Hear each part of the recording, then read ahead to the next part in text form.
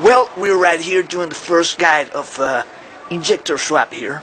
So, what you need first is the basic tooling for do this job. This is not rocket science, but this is not a 5-minute job also. So, this is going to be a step-by-step. Thank you, John Banner at fuelinjectorconnection.com. This is the time right now. Later we're going to find out how long it took to me to do this injector swap. Now we took off the cover and it looks like this. 3 bolts right here. Okay. Now we're gonna remove every single clip from the injectors. You gotta push here. Push the clip. Okay. Then we pull out all the injector wires, one by one. Now we can see the 4 wires off here. And the other wires here, they are off. You can see the injectors there. 1, 2, 3, and 4. Okay. Same process from the passenger side. Now we're going to take off this stuff. Well, we're going to take off this cable here, this linkage of the trolley bulb. You have to pull here. When it's out, it's gone here. And then this other one, by special secure ring here. This one goes off with a screwdriver. You got to put it here, and that's it. And then you take off the linkage cable off, like this. So this is free now. Okay. Now I gotta take off this 3 bolts off. And now with the 3 bolts off here, you take off this so you can get access to the plenum. Now we gotta take off the MAF sensor and this power duct. These were very easy to take off here, like this. Now I jump to the passenger side to see what it looks like. It's the same. Okay, now we gotta make sure the connections of the injector wires are off, and then we're gonna proceed to remove these bolts of the plenum. As we can see now, the wires are completely off. The injectors of the passenger side injectors. That's the picture we are at the moment. Now we're going to take this big bad boy off. Well, I'm taking all the bolts off right here. One here.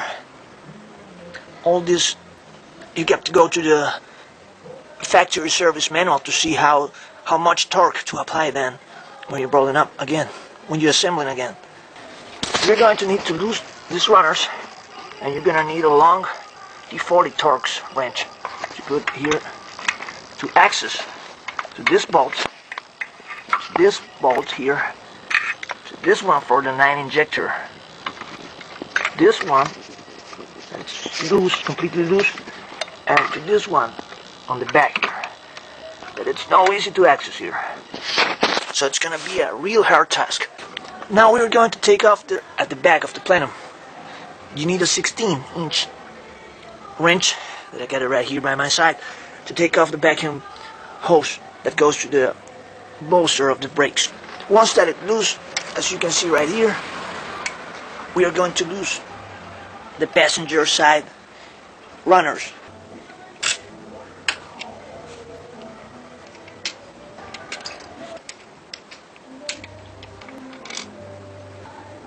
Now that the runners are loose, we are going to proceed to lift. This is what I'm doing at the moment, so we can gain access to the fuel rail. We are going to remove the gaskets here. Now our mission is to take off this provision of fuel that goes here to the 9 injector, and we're going to remove 1, 2, 3, and 4 bolts to take off the fuel rail.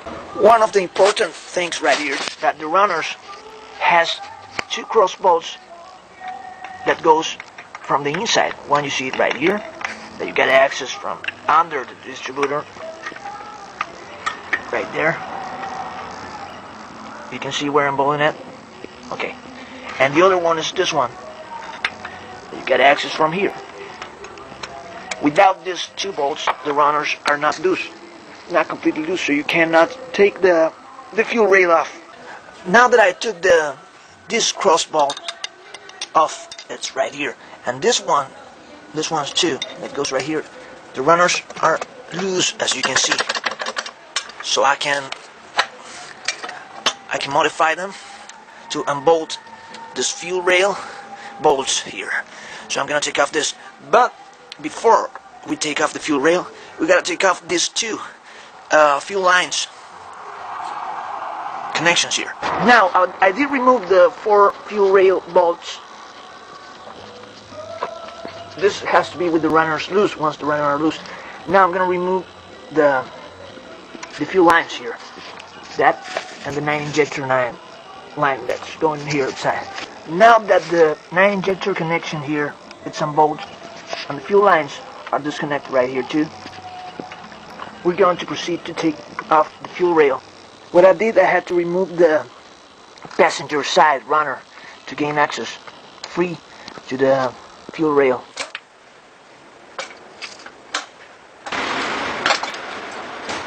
Now we got the fuel rail off. This is the fuel rail. Now we are going to work on the removal of the injector process, you know. These injectors here have little clips, and we have to slowly take them off here like this.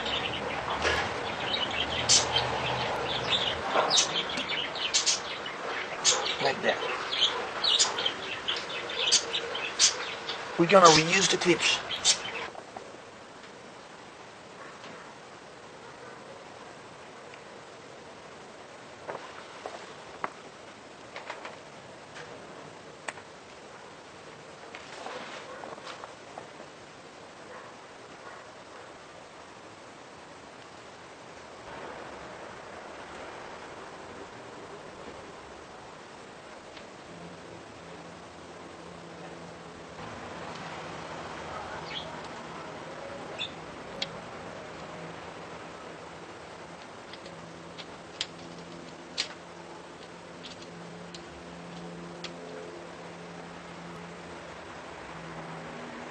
That's it.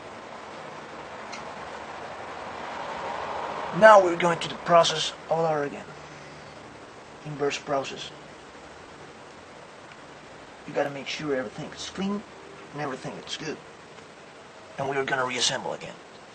Well, back with the fuel rail in place, with the new injectors here, we're going to retighten and reassemble everything, all in the back process. Make sure you don't forget anything, like this bolts here and everything that might be possibly lost. Okay, so here we go. We're gonna secure the fuel rail, not all the way to the bottom, because we're gonna need some free space. So let's work.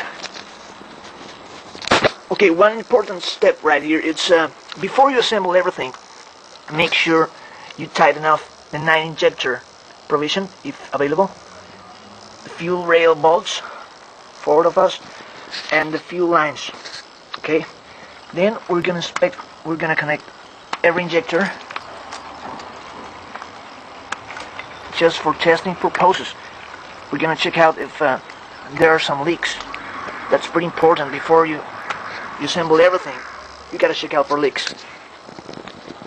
Gonna put the ignition on.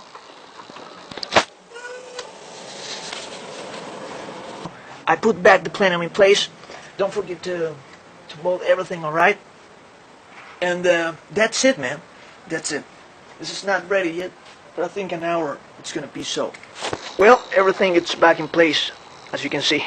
And let me check the time. That's the time. I don't know at what time I started this, but this is the actual time here. Can you see? Okay. I'm gonna inspect it once again for leaks. And what the hell is going on here? That's the time. Okay, I'm gonna inspect once again for leaks, and I'm gonna start the car. Thank you to John Biner at fuelinjectorconnection.com here, right here. Okay, here it goes. There's no helicopter now.